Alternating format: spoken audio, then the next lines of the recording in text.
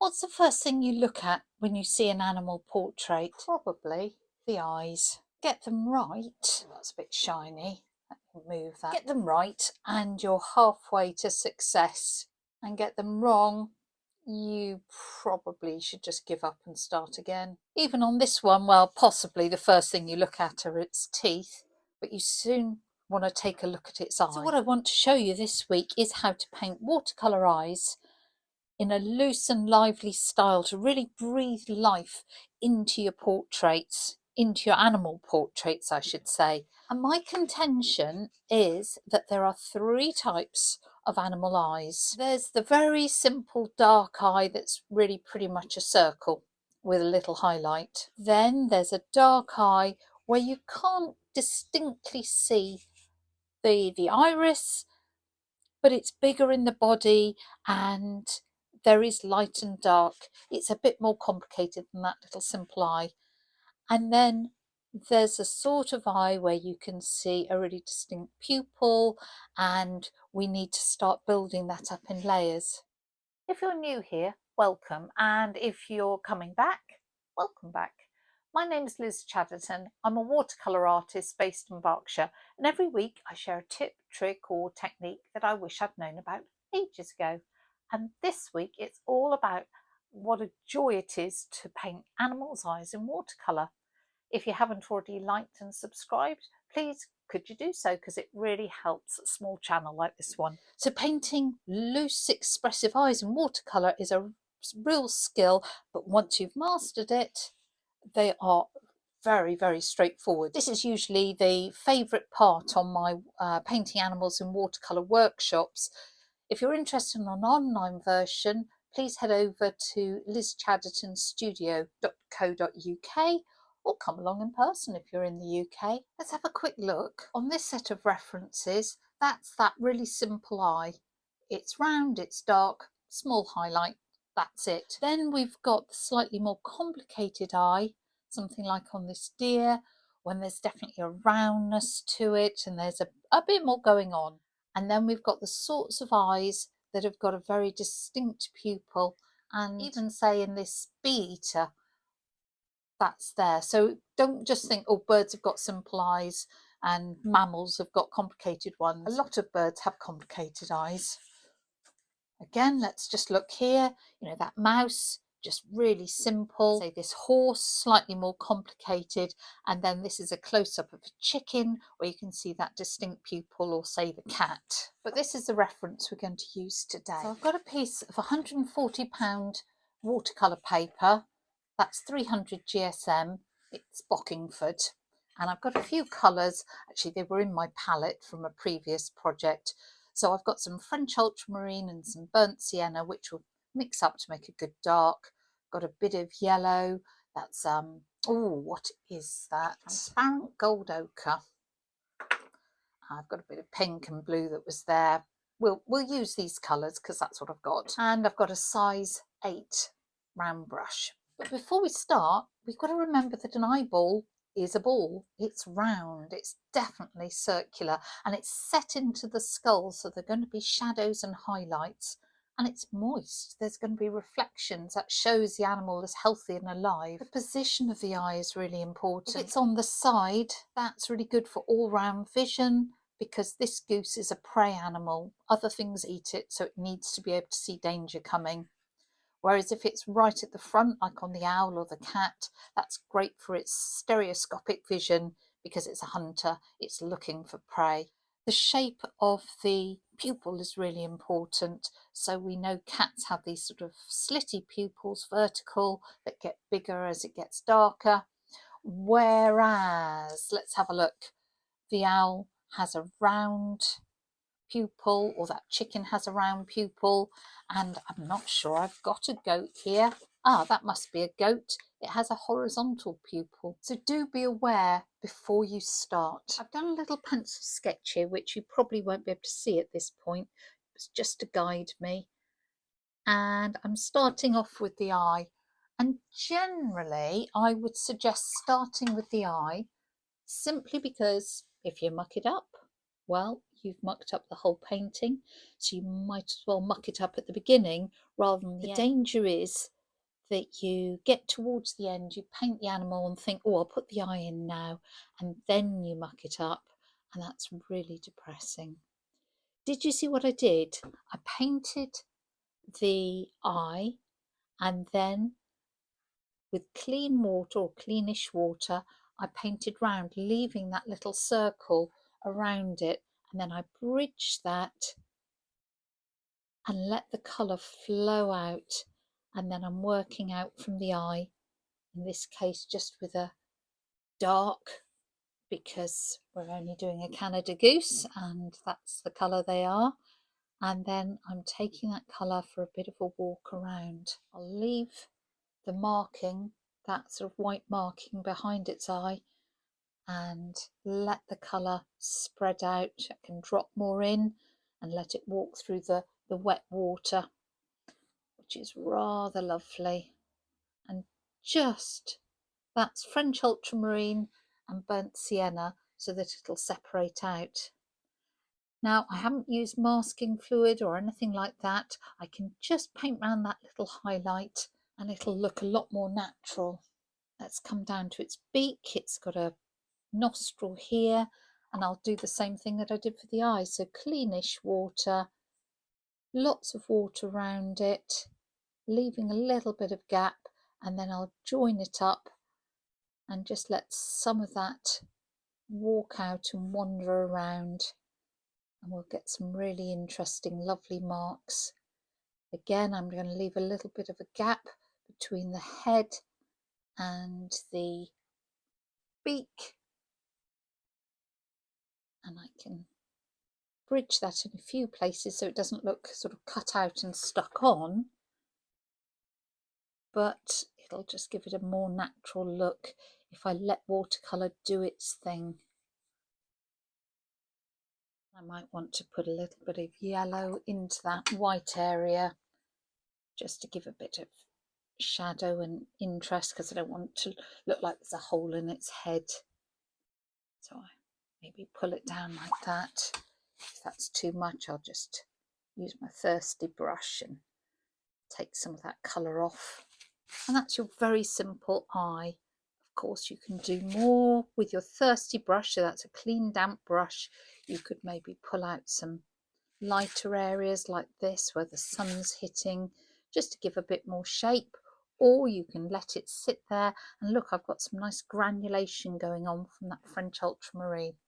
Hey, I lost that little highlight. I can always put it in later with a touch of white gouache or something like Dr. Martin's bleed proof white, or a little gel pen. Maybe I'd have liked to have had that circle around the eye a bit more complete, but you know, let's not sweat it. I might break it up there just to make it a little more intentional. On to that sort of bigger, slightly more complicated eye. In this case, it's a tawny owl. I'm going to start again by painting the eye. I'm being conscious of the shape of it. It's not round. It's got a sort of point down here and sort of oval there.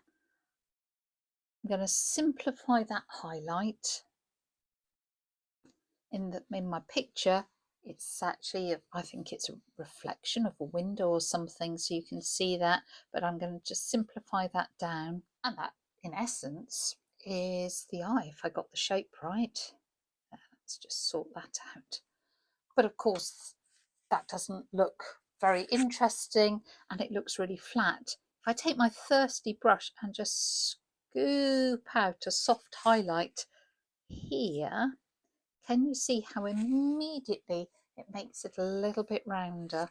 I might have to do that a few times depending on how wet that surface is.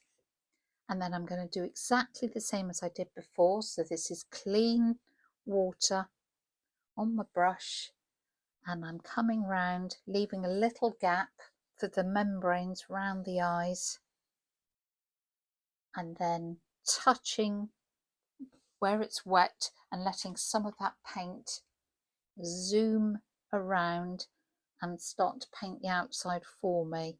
I don't want it a complete white circle around there. That wouldn't look very natural at all. And then I can start with my brush just to pull away some of that colour and start painting a few of the feathers that go around the eye.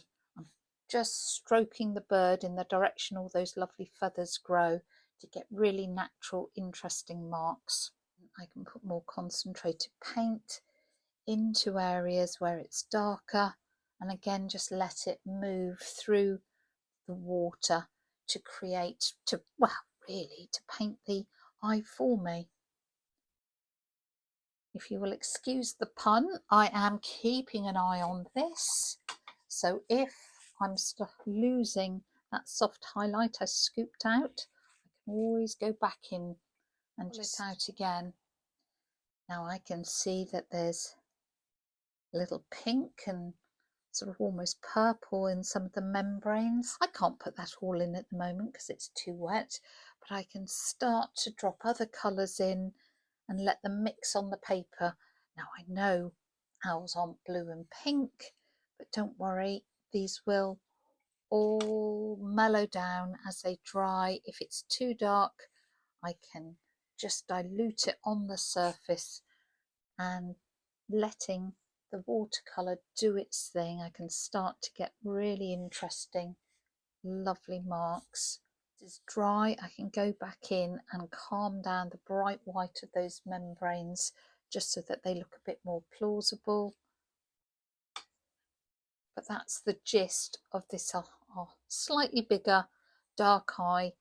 There isn't a really distinct pupil, but by scooping out that soft highlight, we sort of imply one's there, and that's the start of that eye. Come back when that's dry and just tidy things up. Over to our cat's eye over here. Again, I've just sort of sketched it out, and we start in exactly the same way. I'm going to start by painting in the iris, and I use plenty of water, just using that beautiful transparent ochre, and I have left that highlight as a hard highlight there. What I can do is, as it's nice and wet, just drop in a little more concentrated colour in places so that I start to get the lovely flecks that you see in any iris. So that's just more concentrated of the ochre. I could grab a little bit of sienna as well and let that go through. We'll come back and put the shadow around the top, even put in a tiny bit of blue because there is a sort of almost a little bit of green in here. If that's too much, I can just dilute it around, let it move, let the watercolour do its thing. I'm going to grab my dark mix, so that's again the French ultramarine and burnt sienna, and I'm going to start, while it's wet, coming round. I'm going to have to leave a little bit of a gap so that it doesn't all merge into each other, but I can always sort that out once it's dry. Come down here, over there. I rather like it when some of the yellow goes out into the surrounding fur of the cat. I think that helps with the whole thing of the eye actually being fixed in the skull, that it's, eyes aren't sewn on like buttons. We don't want that look to it. We want it to very much be part of it. So I can work on this and get these lovely little flecks, and it's just very beautiful. I can soften off edges because obviously this is a furry cat. Even though it's got these sorts of markings, they are furry. If I start to stroke it in the direction the fur grows, I'll get some really interesting marks. And can you see some of that is coming out and will make for a really lovely furry texture. Just going to soften off down here. And once I've let this dry, I can always go back in and harden things up so that it's not all soft edges, because any painting that's all soft edges can look, well, undefined, and anything that's all hard edges can look terribly cut out. So you just want a nice little mixture of those. And that would be the first layer. Let me give this a dry and then I'll show you what happens next. Okay, this is dry. Let's just see. In something like this, you might not need to do any touching up because it's likely to be quite a small part of your painting. But here, that edge was just a bit hard there, so I might soften that off just using a clean damp brush and just soften that. Just calming down a few of those white highlights even, just to make it a little bit more subtle. Probably doesn't need any more than that. If you do lose a highlight, grab something like an acrylic marker pen or jelly roll pen, and you can just add in just a few touches to sort of bring that back. It's better if you don't need to do that, but don't panic if you do. With our owl's eye, I would like to calm down some of these membranes because it's looking sort of too cut out, and I'm going to take a slightly purpley colour and just calm those down. Some of that there maybe. It's quite light over here. I might want to build up a bit more of the dark across the top, soften off those edges. Rather liked how it was flowing out into the surroundings, and I'd start to do layer on layer of marks. There's some sort of eyelid and sort of darker going across here, which I rather like. And it would depend on the context of the painting, how much I actually did, how many layers, how I worked it up. You can see how you can start to build up a depth of colour and interest of colour as you go round. You see that this looks a bit stark, the highlight. I would usually just tone it down a little. Often you can see some blue in there. Not a bright blue, but a bluey-ish look to it.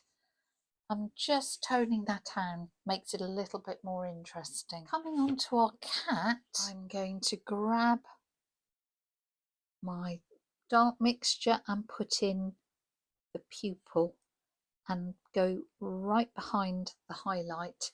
Really important to look at the direction of your pupil and the placement to get that sort of plausible. It's always a lovely time when you put the pupil in, because frankly up to this point the cat looks a bit like a zombie. Once you get that in, it looks so much better. Now across the top of the eye there is quite a shadow because this is set in to the eye, so we can put that in now. I can just put that across, and I quite like to join the shadow with the top of the pupil. I think that's rather fun. You can darken the surrounding if any of that sort of got lost. We had to leave those white to make sure that it didn't all mush in together, but we might just want to control that. And again, what I like to do, if the pupil goes behind the highlight, is grab a little bit of blue and just gently join that up. That's probably too dark, so I can just lift with a bit of kitchen towel, because you can see the pupil behind that highlight, and if you just leave it all white, it can look too stark. Say you felt that the intensity of that colour wasn't quite enough, of course you can go back in places, just oomph up the intensity, but always being careful that you blend things in.